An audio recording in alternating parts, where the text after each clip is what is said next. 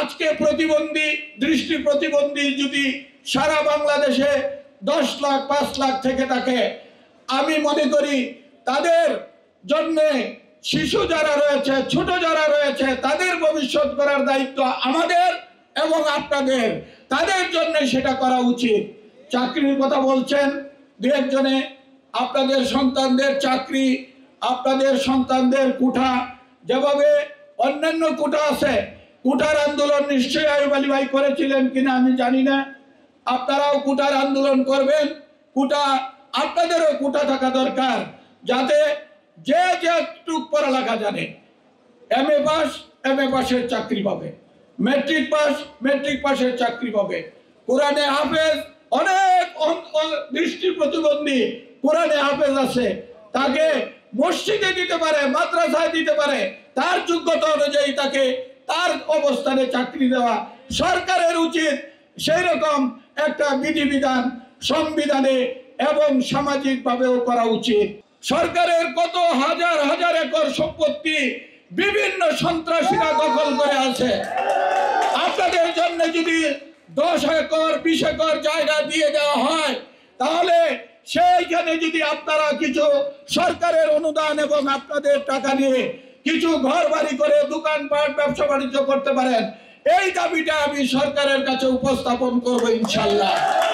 যদি আপনাদেরকে 10 বিঘা 20 বিঘা ঢাকা এবং ঢাকার আশেপাশে দেওয়া হয়, তাহলে হবে কি, সেইখান থেকে আপনাদের আয়ের উৎস হবে স্থায়ী উৎস। ক্ষণস্থায়ী উৎস দিয়ে কোনো লাভ হবে না। টানা তৃতীয়বার অর্জন করেছে দেশের সেরা সুপার ব্র্যান্ড স্বীকৃতি বসুন্ধরা টিস্যু। আমাদের নেতা তারেক রহমান যদি রাষ্ট্রীয় ক্ষমতা অধিষ্ঠিত হন, দৃষ্টি প্রতিবন্ধীদের জন্য তিনি স্পেশালি কাজ করবেন এবং আমরাও সেই বিষয়টি ওনাকে নজরে নিয়ে আসবো ইনশাল্লাহ। অন্যান্যভাবে যারা দৃষ্টি প্রতিবন্ধী, কারো হয়তো শারীরিক প্রতিবন্ধিতা আছে, কারো একটি হাত অপূর্ণতা আছে, কারো হয়তো একটি পা অসুবিধা আছে, ওই সমস্ত দৃষ্টি প্রতিবন্ধী ভাই বোনদের সঙ্গে আমার দৃষ্টি প্রতিবন্ধী ভাইদেরকে এক করে দেখার সুযোগ নেই। কারণ হচ্ছে যার একটি হাতের সমস্যা, তাকেও আমরা প্রতিবন্ধীর সংজ্ঞায় ফেলেছি।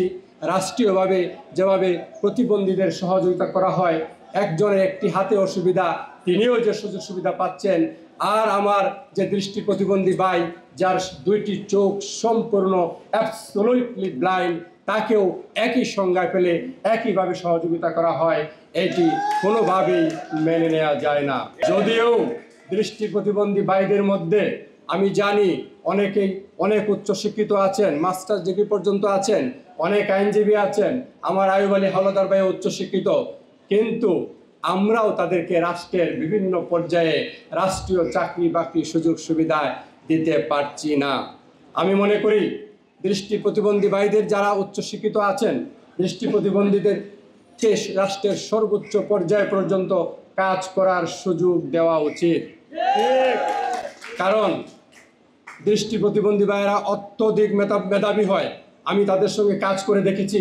আমার এই দৃষ্টি প্রতিবন্ধী ভাইয়েরা যে কোনো বিষয়ে ভাবে তারা যে কোনো বিষয় চিন্তা শক্তি দিয়ে তারা সেটা বুঝতে সক্ষম হন, এমনকি দূরদর্শী চিন্তা, রাষ্ট্রীয় চিন্তা পর্যন্ত তারা করতে পারেন। সেই জন্য আমি আশা করব অদূর ভবিষ্যতে হয়তো আমার দৃষ্টি প্রতিবন্ধী ভাই যারা, আপনারা জানেন আমাদের জাতীয় অন্ধ কল্যাণ সংস্থা থেকে, সমিতি থেকে, যারা মিরপুর, আমরা অনেক দৃষ্টি প্রতিবন্ধী ভাইদেরকে মাসিক একটা উপবৃত্তি দিয়ে থাকি, স্টাইপেন্ড দিয়ে থাকি। অসহায় যারা আছেন, পড়াশোনা করেন না, তাদেরকেও আমরা বৃত্তি প্রদান করি, স্টাইপেন্ড দেই, আর্থিক সহযোগিতা প্রদান করি, আপনাদের মতো করি।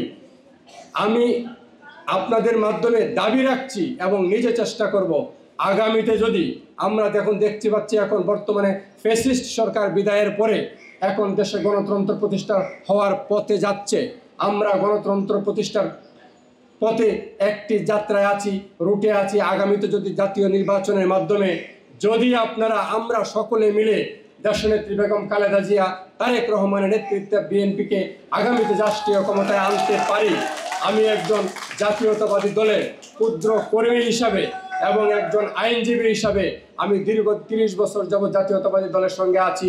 আপনাদের দাবিগুলো আমি আরও জোরালোভাবে আমি আমার দলীয় ফোরামে উপস্থাপন করব।